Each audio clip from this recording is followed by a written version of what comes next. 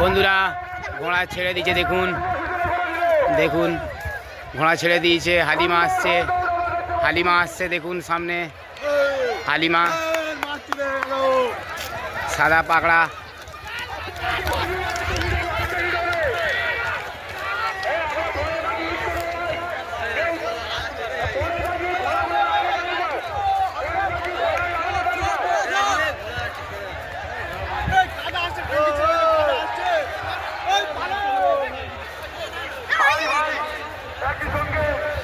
আমরা এই অনুষ্ঠান চালাতে আমরা পারি, কারণ আমাদের কৃষ্টি, আমাদের সংস্কৃতি আমরা ভুলিনি।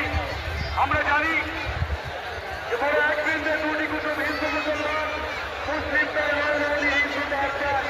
আমরা ভুলে